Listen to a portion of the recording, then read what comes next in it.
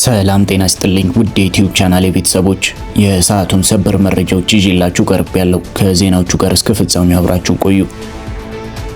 የእድሜ ልክ ጥረቱን የተበላው የፌዴራል ፖሊስ አመራሩ ባለቤት ታማ ጸበል ገባች። በኢትዮጵያ ፌዴራል ፖሊስ ውስጥ ከ20 ዓመት በላይ ያገለገሉት ረዳት ኢንስፔክተር አንድነት ሽመልስና ቤተሰቦቻቸው በዘመናዊ የዲጂታል ቀማኞች ወጥመድ ውስጥ ወድቀው ከ1.3 ሚሊዮን ብር በላይ ተዘርፈዋል። ጉዳዩ የተጀመረው ቤት ቁጭ ብለው በወር ከ70 ሺህ እስከ 100 ሺህ ብር መስራት ይቻላል በሚል ማህበራዊ ሚዲያ ላይ በሚወጣ አታላይ ማስታወቂያ ነው። የቤት እመቤት የሆነችው ባለቤታቸው ነገሩን አምና አፕሊኬሽኑን ስትሞክረው ወደ ቴሌግራም እና ዋትስአፕ ግሩፖች በመግባት አሊባባ ኦንላይን ንግድ በሚባል አደገኛ መዋቅር ውስጥ ትገባለች። አጭበርባሪዎቹ ሰዎችን ለማጥመድ የተካኑ ስለሆኑ እምነት ለማግኘት ሲሉ በመጀመሪያ 800 ብር ልከው 1500 ብር ይመልሱላቸዋል። እንዲህም እያረጉ በተደጋጋሚ በመላክ ቤተሰቡ ነገሩ እውነት ነው ብሎ እንዲያመን ያደርጉታል። ከዚህም በኋላ ነው እንግዲህ ትክክለኛው ሰቆቃ የሚጀምረው። የገንዘቡ መጠን ከጊዜ ወደ ጊዜ እየጨመረ ሲመጣ የራሳቸውን ቁጠባ ጨምሮ ከውጭ ሀገር ከምትኖር የባለቤታቸው እህት ጭምር 600 ሺህ ብር ተበደረው ገቢ ያደርጋሉ።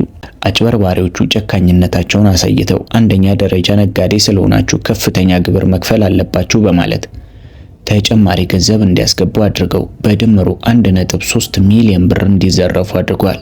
በሐሰተኛው አፕሊኬሽን ላይም 3 ሚሊዮን ብር አትርፈዋል የሚል ይታያቸው እንደነበር፣ ነገር ግን ገንዘቡን ማውጣት ሳይችሉ ቀርተው አካውንታቸው ላይ ቀረው 59 ብር ብቻ ነው።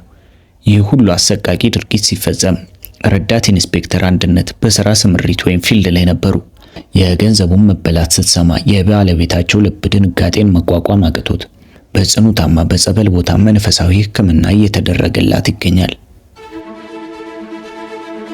የኢራን አዲሱ የበላይ መሪ ሙጅተባ ኻሜኒ ለመጀመሪያ ጊዜ በቪዲዮ ታዩ። የኢራን የመንግስት መገናኛ ብዙሃን አዲሱ የሀገሪቱ የበላይ መሪ ሙጅተባ ኻሜኒ ለተማሪዎቻቸው የሃይማኖት ትምህርት ሲሰጡ የሚያሳይ የ13 ሰከንድ ተንቀሳቃሽ ምስል ይፋ አድርጓል። ይህ ምስል አባታቸውን አያቶላ አሊ ኻሜኒን ተክተው ወደ ስልጣን ከመጡና ለወራት ከአይን ከተሰወሩ በኋላ ለመጀመሪያ ጊዜ በቪዲዮ የታዩበት አጋጣሚ ሆኗል። ይሁን እንጂ የቪዲዮው ይፋ መሆን በበይነ መረብ ላይ በርካታ ጥያቄዎችንና ጥርጣሬዎችን አስነስቷል። የመገናኛ ብዙሃኑ ምስሉ መቼና የት እንደተቀረጸ በግልጽ አላወቁም። በዚህም ምክንያት በርካታ የፖለቲካና የደህንነት ተንታኞች ቪዲዮ ከዚህ ቀደም የተቀረጸ የቆየ ምስል ሊሆን እንደሚችልና ስለ መሪው ጤንነት እንዲሁም ስላሉበት ቦታ የሚናፈሱ ወሬዎችን ለመካድ የተለቀቀ እንደሆነ ይገምታሉ። አዲሱ መሪ ወደ ስልጣን ከመጡ ጀምሮ በከፍተኛ የደህንነት ስጋት ምክንያት ከአይን ርቀው የቆዩ ሲሆን እስካሁን ድረስ መልእክቶቻቸውን ያስተላልፉ የነበረው በጽሁፍ መግለጫዎች ብቻ ነበር። አሁን የተለቀቀው ምስል በመንግስት በኩል የሀገሪቱን መረጋጋት ለማሳየትና የህዝቡን ስጋት ለማስታገስ የተደረገ ጥረት እንደሆነ ይታመናል። የአሜሪካው ፕሬዝዳንት ዶናልድ ትራምፕ አንዳንድ የውጭ ሀገር ዜጎች በቱሪስት ቪዛ ተጠቅመው ወደ አሜሪካ በመግባት ልጅ በመውለድ አውቶማቲክ የዜግነት መብት የሚያገኙበትን የወሊድ ቱሪዝም አሰራር ለማገድ የሚያስችል አዲስ የፕሬዝዳንት አስፈጻሚ ትዕዛዝ ፈረሙ።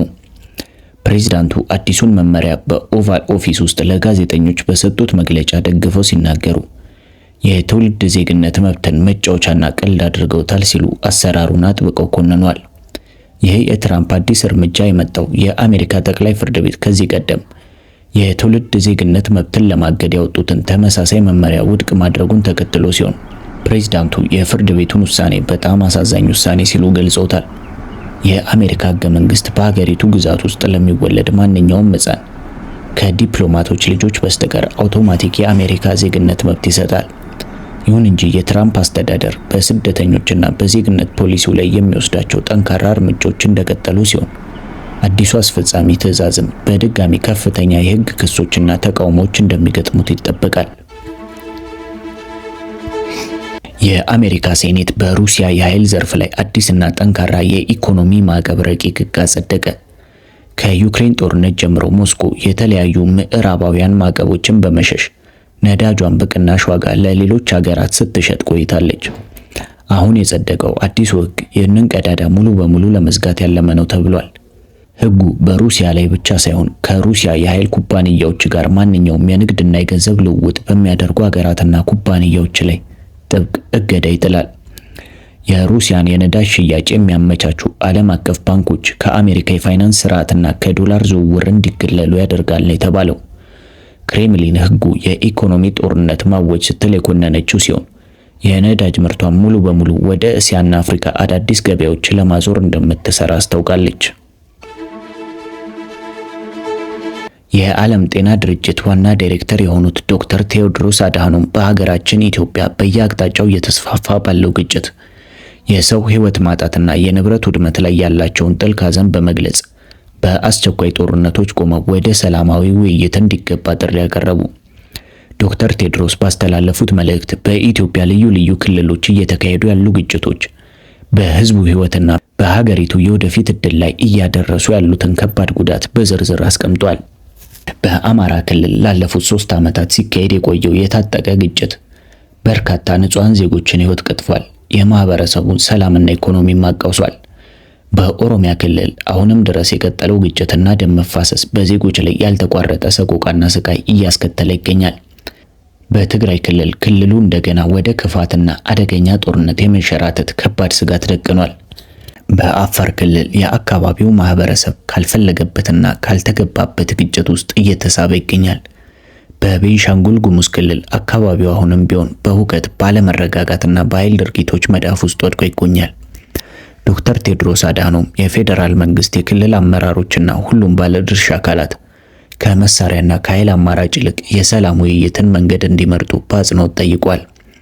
በተጨማሪም ጦርነት መቼም ቢሆን ዘላቂ መፍትሄ አምጥቶ እንደማያውቅና የሚያስከትላቸው የክፉ ውጤቶች 4 ዋና ዋና ነገሮች መሆናቸውን አብራርቷል። የሰው ህይወት ማጣትና ሞት፣ የሀገርና የማህበረሰብ ሀብት ውድመት፣ የዜጎች መፈናቀልና ቤት አልባነት፣ ከባድ ማህበራዊና ኢኮኖሚያዊ መከራ። ኢትዮጵያውያን ከዚህ የተሻለ የሰላም የእድገትና የአንድነት ህይወት ይገባቸዋል። የፖለቲካ ልዩነቶች መፈታት ያለባቸው በጠመንጃ ሳይሆን በእውነተኛና በቅንነት በተሞላ የፖለቲካ ውይይት ብቻ ነው። ይህ መልእክት በየደረጃው ላሉ አመራሮች ብቻ ሳይሆን ሰላምን ለሚመኙ መላው የኢትዮጵያ ህዝቦች የቀረበ የህሊና ጥሪ ነው። ለሰዓቱ ያስኩላችሁ መረጃዎች ይህንን ይመስሉ ነበር። በቀጣይ በሌላ መረጃ እስከምንገናኝ ደህና ሁኑ።